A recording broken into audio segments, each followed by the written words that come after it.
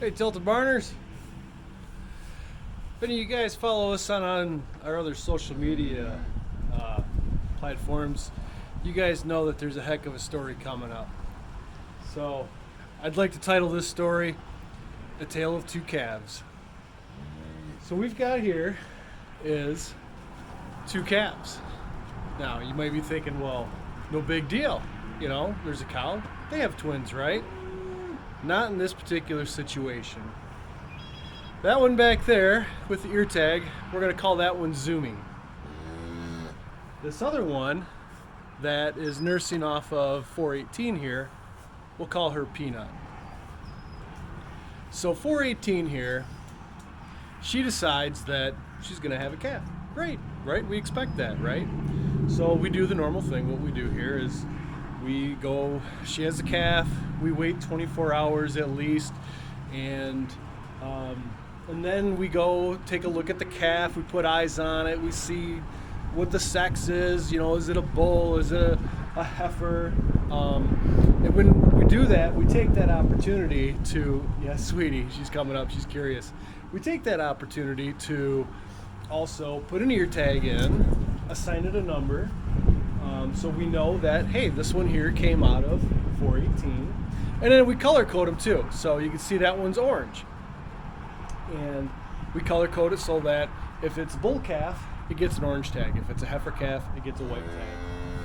So Mrs. Tilted Barn and I, we go and band Zoomy here. And Zoomy ended up in the pasture behind me, and Zoomy was supposed to be over here in the sacrifice lot. We hadn't moved anybody yet. So Zoomy had made it through 2 sets of electric fence and decided that, hey, you know what? I'm gonna go lay over in this dark, lush green grass, and I'm gonna take myself a little cat nap. So Mrs. Tilted Barn and I, we saw that. We thought, hey, you know what? This is an opportunity to go over there and check that calf. So we do our thing. We tag it, we band it, it's a bull calf. We take Zoomy and we walk down the farm lane and we set it down in an area where 418 is right there. And so we reintroduce Zoomy to her mother, nice sweetie, and Zoomy decides that he doesn't want to hang out, and he takes off from that fence line there, and goes all the way across the field non-stop, trucking to that fence line there. So the Zoomy ducks underneath the poly line that we've got just to kind of isolate them in one particular part of the pasture so they don't destroy the whole thing in the winter. Zoomy ducks underneath that poly line. Not a surprise, it's a small calf. Well, Miss 418 here decides, hey, I'm gonna duck that line too. I'm big, but I think I can make it. She did.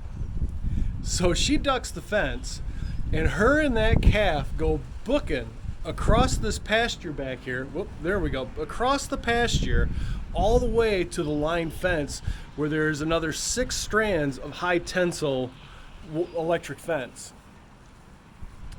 And as Mrs. Tilted Barn and I are watching, we're like, it'll go down.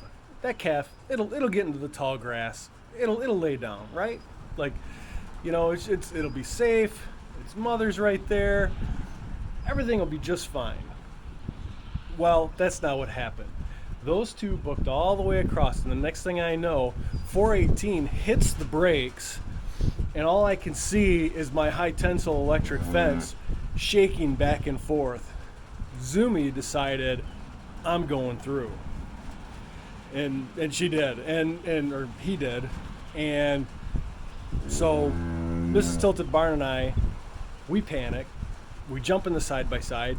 We whip over to the neighbors, and we start looking for this calf. We can't find it. Like, looked high, low. She's alerting everybody on social media, saying, hey, we've lost this calf.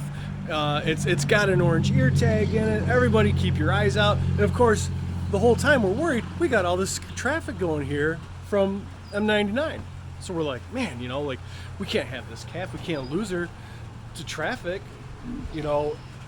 And the whole time, 418 is pacing back and forth along the line fence, just bawling, calling for her calf, come back. She doesn't do it. So now we've got everybody on social media looking. The neighbors are all looking, and God bless our neighbors. I mean, I tell you what, this is what living in the country is all about, because our neighbors stood up and I tell you what, I can't say enough. They went and took one for the team. They looked so hard for that calf. So long story short, long story short, it's not going to be short. So the long story is that whole afternoon, the whole evening, I look until it's dark. And I mean, I'm going way, way, way, way deep into the trees, deep brush, can't find the thing. Run into one of my neighbors at the same time who's back there looking. She's looking, and we both are like, it's getting dark, we can't see anything. So I'm thinking overnight, I'll leave 418 in the pasture. I put some water out. She had plenty of feed. It's a lush pasture. Thought she'll end up calling that calf back. That calf will hear her bawling and she'll move up, right? Next morning I wake up bright and early. I walk up and down the fence line. Don't see a calf. I go back further into the woods and I'm looking all over back in there. Can't find her. So I'm thinking, this thing's done. It's, what I left out was the night before when I was looking for the calf, I literally was like walking by and coyote den, coyote den, coyote den, coyote den. Like there must have been 3 of them back there. So I'm thinking, there's no way. I've got this calf, it's gone. Like it's just, I've got coyotes, this thing, it was a day old. There's no way this thing made it through the night. And I called a buddy of mine. I'm like, what am I gonna do? Like, I feel horrible.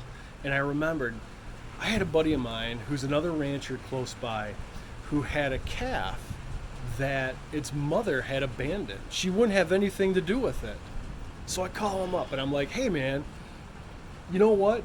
We got a problem. I lost a calf. I think it's gone.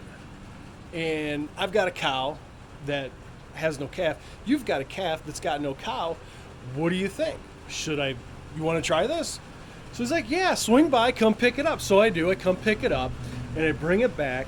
And sure enough, Peanut, that's the one we picked up. Peanut is introduced. I brought 418 into the pen, and you can see Peanut's down there nursing. So I bring Peanut back, bring her into the pen, introduce the two, and boom, they take off. They hit it. They hit it off. 418 lets her nurse. Peanut is just doing great. And so I'm like, wow, okay, problem solved. This isn't an ideal situation, but you know what? We made the best out of it. We were able to keep a healthy cow. We didn't have to worry. I didn't want to worry about her getting mastitis or anything like that. And so she was happy. We had a happy calf. I'm like, it's still in the back of my mind was bothering me that there's this calf out there that I don't know what happened to, but I thought, this is the best we can make out of this situation. So I went back. I had to get the field planted, and I've got another video coming up about the field. It's not going to be very good because it got interrupted with what happened with this story. So next thing you know, I'm out here and I'm working on this field, and I'm planting and working it all up and picking rocks, and I get a text message, and it's Mrs. Tilted Barn, and she says, "Hey, I got this text message. The neighbor found the calf." And I'm like, "Wait, what? Like, what do you mean she found the calf?" She's like, "She found the calf. I'm on my way right now." So I jump off the tractor in the field. I had the side-by-side over there, so I jump off the tractor, I jump on the prowler, I do like Mach 3 to get back to the farm, and I head straight over to the neighbors. And I ended up running into him, and I'm like, where is it? You found it, I can't believe it. So you're thinking, well, this is the end of the story, right? Oh, no. We chased that calf back in that woods for probably no less than an hour. I think in the 24 hours that we lost that calf, day-old calf, that thing went feral.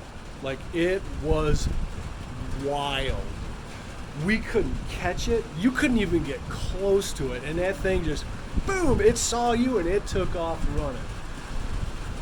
So we're all getting gassed. Like, the neighbors are out there. We've got we must have had 2 or 3 sets of neighbors out there. We had their kids are out there, their husbands, their wives. Like, the whole neighborhood is out here tracking this thing down. And so we can't catch it. And everyone's getting gassed. And we're like, what are we going to do? You know, like, everyone's just getting so tired. And this thing doesn't seem to even be fazed by it. Like, it's not slowing down. Well, Mrs. Tilted Barn, when she got the call, she was actually on her way home from picking up her son from track practice. Now, I don't know what you want to call him. Tilted Barn Junior? I mean, is that appropriate? But we'll call him Junior. So, Junior shows up, and we corner him, and the next thing I know, Zumi goes to take off, and it breaks right, and it's looking to get away from everybody. So Zumi takes off, Junior sees it, Junior takes off, and he's chasing it. Everyone else, we're trucking, like, we are chasing this animal, and it's pulling away.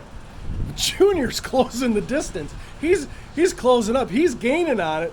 He finally was able to get up to it and was able to catch it. Wrapped it around the neck, was able to hold on to it until the rest of us out of shape old people were able to catch up and secure it a little bit better. But so we got it home. If you guys saw the pictures on Facebook, you saw a picture of me in the back with Zumi.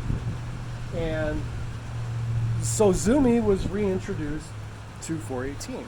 I was a little nervous about this. I'm thinking, like, how is this going to go? Is she going to kick off Peanut now that Zumi's back?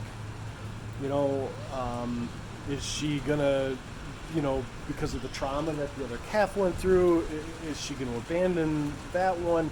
I just didn't know. Well, you see it here. She took on and adopted as a surrogate while she adopted Peanut. So we've got 2 calves. So I talked to my rancher friend, and we're gonna let Peanut stay here. We're gonna let Peanut nurse on 418 until we see any signs that either Zumi isn't getting enough feed. If we start seeing complications that 418's not doing well, because she's putting too much energy into milk production, or if we see Zumi down here start getting not getting enough nourishment, then we'll look at sending Peanut back to the other farm. But the fact is, like, she's getting all that natural, rich, all that fat that's in that natural mother's milk. So she's doing great. So I wanted to tell you the story because it was a wild 2 days, and I had to share it with you guys. And if you follow us on the other social media platforms, now you know the whole story.